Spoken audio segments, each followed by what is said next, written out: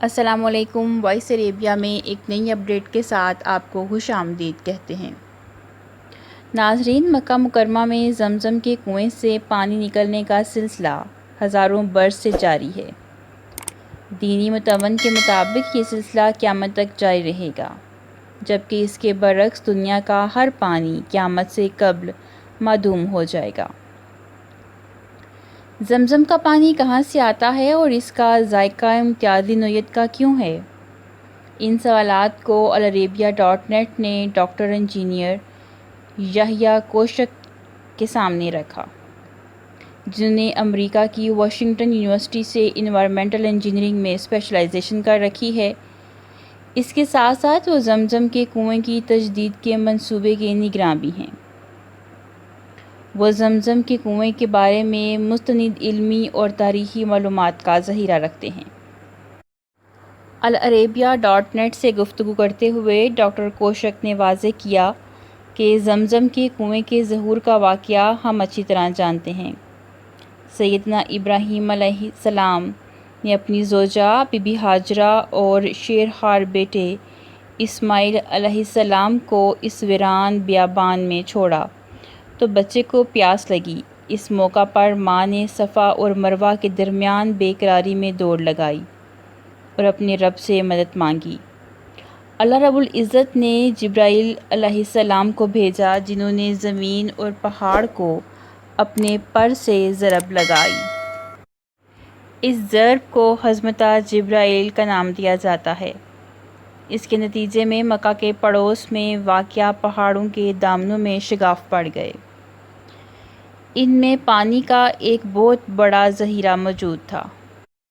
Doctor کوشک کے مطابق پہاڑوں کے اندر جمع شدہ پانی کنویں کے مقام تک پہنچ گیا، جہاں شیرخوار حضرت اسماعیل کے قدموں کے نیچے سے پانی پھوٹ پڑا۔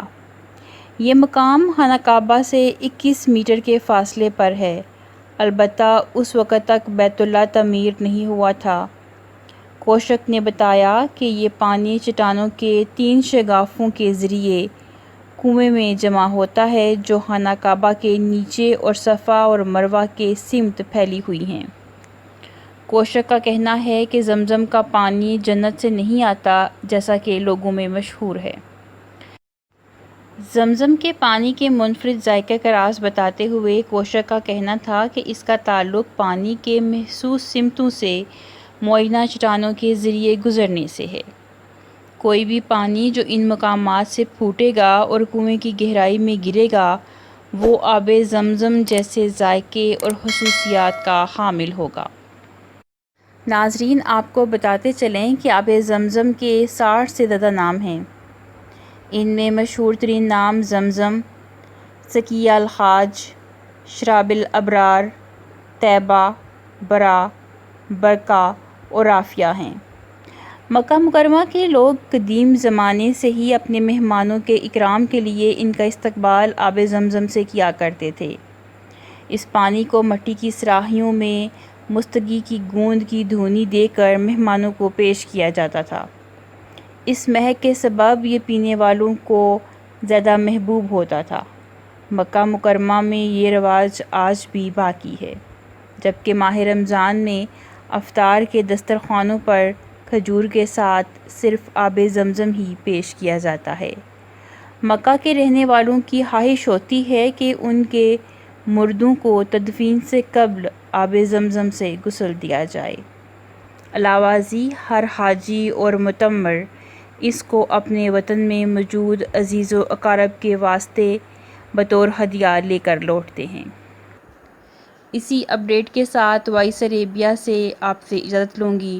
اللہ حافظ۔